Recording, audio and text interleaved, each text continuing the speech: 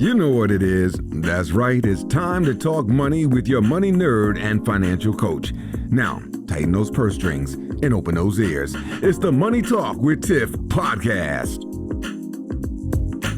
Hey everyone, and welcome to another episode of the Money Talk with Tiff podcast. So today I have Derek Ellington on the line. Now, Derek is the head of small business banking for Wells Fargo and is responsible for leading and accelerating the growth and focus on the company's small business client, which includes me and a lot of you others. They have about up to 10 million in revenue with their small businesses. So Derek was previously with Bank of America, and his banking career spans 24 plus years. So he definitely knows what he's talking about. So thank you so much, Derek, for coming on the show today. Thank you, Tiffany. Again, I'm excited to be here, excited to engage with all of you. And again, as Tiffany said, small business is a very important segment for Wells Fargo, but more importantly, it's important to the U.S. economy. Of the 32 million businesses in America, 99% of those are small businesses, and they make up over 46% of the U.S. employment. So from our perspective, small business is big business. So we have positioned ourselves to help small businesses, and today we are supporting over 3 million small businesses, or 10% of those small businesses in the U.S. So again, excited to talk more about helping you all with your small business. Awesome. And I'm so glad that you brought up that statistic, because a lot of people look at the Walmarts and the Targets and things like that and think that that makes up the majority of businesses. But no, it's really the mom and pops, me, the storefront you see in your local neighborhood. That's what makes up business, the majority of business. So I'm so glad that you brought that up. So let's just hop right in. So if we have people listening right now and they're interested in starting a business, like maybe they have the idea, they don't know where to go for resources, funding, things like that. What type of tips do you have for us? Sure, great question. And there is a tremendous groundswell of folks that are either full-time going into a small business and leaving a corporate career, or those that are increasing their activity around their side hustle and that small business. So a few things that you should consider. One is really taking the time to educate yourselves around all the resources that are available. One particular resource is the Small Business Administration, or SBA, has a great website, and they have a lot of information available to folks that are starting small businesses, already operating small businesses, as well as they do a lot of training, a lot of webinars on helpful tips around things like, increasing your digital presence, which is really, really important in today's environment. So educating yourself. Also, get a relationship with a banker. When you think about your financial health as a small business, you need an attorney, you need an accountant, and you need a banker. Just like you were thinking about your personal physical health. So think about those key relationships and sit down and have conversations with them around fundamentals, things you need to put in place to set up your business properly, have the right documentation, and that enables you to speed the access to getting capital support, getting funding. Many grants require certain information. If you've covered all those bases with your advisors, that advisory team, your attorney, your banker, your accountant, then that advisory team will ensure that you've got everything you need to be successful.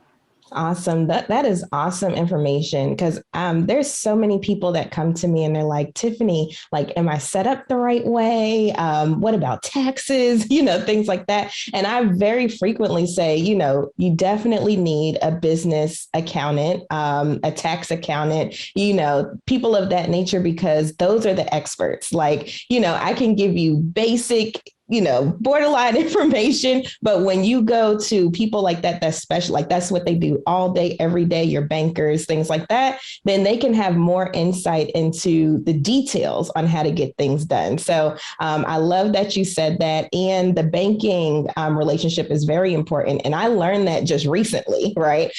So I have had a business account for a long time, but I never thought about building that relationship. It was just a transactional. I have stuff coming in, stuff going out, and never really sat down with my bankers until recently. And it's very eye-opening, the amount of information and stuff that they can give you. So I'm so glad that you brought that up. Now, what if we have people that are in business, so like let's say myself, but we're looking to grow and expand? I know you say something that I thought was very funny and clever, and I would like you to explain it.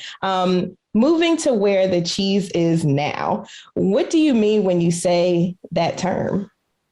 Sure. Tiffany, this is a concept that I talk to business owners about all the time, because just like the banking industry, the environment that we operate in for our customers is constantly changing. Think about cheese on a conveyor belt that's constantly moving away. And if we're not nimble and adapting, the cheese is getting further and further away. So we have to move to where the cheese is now. Concepts in our business that may have been successful 2 years ago, 3 years ago, may not work at all today. And where you did a lot of communication via phone, maybe today you need to use a different method of communicating with your clients and engaging your clients. So you have to expect that things will constantly change. You must reevaluate your business model constantly and be willing to, at key times, make additional investments, form new partnerships, end old partnerships that are not effective any longer. And again, constantly move to where the cheese is now to maximize the opportunity in your business. And those business owners that are doing that, I mean, when COVID hit, I've seen a lot of business owners pivot to producing products or providing services that align directly with the opportunity around COVID, moving to where the cheese is now and doing that quickly. Others that have realized 2 years later, they should have done those things, but they were not quick and nimble. That is so important. And the reason I was like shaking my head fervently is because we're going through that. Me and my husband, we have 6 businesses combined. And with one of our businesses, we're like, okay, we might need to pivot just based on the economy, based on, what the industry looks like now. It looks completely different than it did even over the summer. And so, we've been discussing, okay, now where do we want to pivot with this? Do we want to just close it down? That type of thing. And I'm glad you mentioned that, because it's important as an entrepreneur to make sure that you are moving to where the cheese is. I definitely can resonate with that. And hopefully people that are listening and watching, they are able to take that into consideration too. Because like you said, things change all the time based on the economy and what's going on. So thank you so much for that. Now, I want to mention this because I feel like this is super exciting news, and I want my audience to hear about it as well. Now, just yesterday, I saw on LinkedIn that there was a major announcement that Wells Fargo has going on. So if you could please tell us more about that and, some of the details. Great. Yes, Tiffany, yesterday was an exciting day in Charlotte, North Carolina, where Wells Fargo announced a $20 million donation to strengthen small businesses in the Charlotte region. And it's in the form of a $20 million grant to the Foundation for the Carolinas. And that's going to be distributed out to approximately 1,000 small businesses in the form of grants and not loans. So again, grants and not loans, $20 million, approximately 1,000 businesses, small businesses, and it's really focused on really three key areas. Folks that are starting a business and need support around starting a business, folks that are looking to stabilize their business during COVID, and then lastly, those that are looking to accelerate business growth.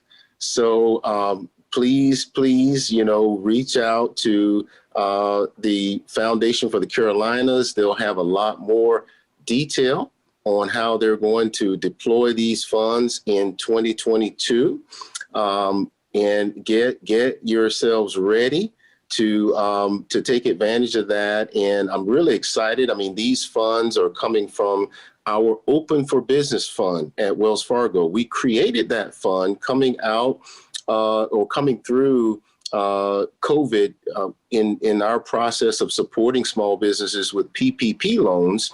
Many of you may know we did $14 billion in PPP loans to support small businesses, and the fees associated with those loans, we took all of the money and we're donating it back into the small business community to support. We're one of the only banks that has made that decision that we would take the fees and put it back into the small business community. And this is one of those examples.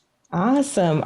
And I did not know that about Wells Fargo, on the back end, that they were taking that money to put it into a fund just to feed it back into the community. So that is awesome news. And so 20 million is coming to the Carolina area for small businesses. And just so we know, and you said go to the foundation's website, they'll have all the information on how we can apply and things like that. Yeah. Yes, that's correct. The Foundation for the Carolinas that is headquartered in Charlotte. And this is a program that's supposed to deploy in 2022, but I'm sure they're going to anticipate a lot of interest. So I'm sure they'll have information soon, if it's not already up on their website, about how to apply and what they're looking for. Awesome. And just for my audience, we've gone over this before, but just so we know, again, the difference between grants and loans is that loans you have to pay back, grants you do not. So this is money that you can infuse into your business and you don't have to worry about taking on extra debt and, use those funds to, help your business grow or to start, which I think is awesome too, because I know as a business owner, one thing that I kind of run into is a lot of banking institutions like to see 2 years of business, before they're able to give you loans and things of that nature. So having stuff for people that are starting businesses and haven't met that 2-year mark, I think it's amazing. Absolutely. Great opportunity. And that's the beauty. And that's why I say do your research. There are lots of great grant programs supporting small businesses out there right now, in more prevalence than ever before. So do the research. The NBA has one going on as well, that I saw and I forwarded on to different folks when I saw it out there. But do the research. There's support out there to help you succeed with your small business. Awesome. That is great news, I know, for myself and then other small business owners that are listening in. Also, you all have another initiative that I thought was exciting too, and that was the Hope USA. So if you can just give us more information about that as well. Yes, we have our Hope USA campaign going on right now, supporting small businesses nationally. We've focused on 16 cities across the country that we're actually going in and helping to revitalize business corridors, particularly in minority business districts. We're taking funding, applying it with local nonprofits that are hiring contractors that are doing a lot of upfitting for the exterior of buildings, doing painting, other things to spruce up the business district. And again, continue that spirit of hope, particularly here during the holidays. Awesome. Awesome. So as you can see, there's a lot of initiatives going on. Wells Fargo is definitely about small business. And I'm so grateful to have you on to kind of explain this and kind of give awareness to my audience about what's out there and what's available. So Derek, thank you so much for coming on the show today. If people were interested in finding out more about Wells Fargo or Hope USA, or even you, where would they be able to find that information? Sure. Thank you, Tiffany. Go to our website and you'll find all that information. I'm also very active on LinkedIn. So reach out to me, connect with me on LinkedIn. And remember, small business is big business. Yes, yes, yes, yes. Small business is big business. I'm going to start using that coin term. But yes, I can attest that Derek is very active on LinkedIn. I get a lot of information from his page, so definitely tap into that. And thank you so much for being a pillar in the community and helping us small business owners out. Awesome. Thank you for the opportunity to be on the show. All right, absolutely. Bye. Thank you for listening, joining, and being a part of the Money Talk with Tiff podcast this week. You can check Tiff out every Thursday for a new Money Talk podcast. But if you just can't wait until next week, you can listen to previous podcast episodes at moneytalkwitht.com or follow Tiff on all social media platforms at Money Talk with T. Until next time, spend wise by spending less than you make. A word to the money wise is always sufficient.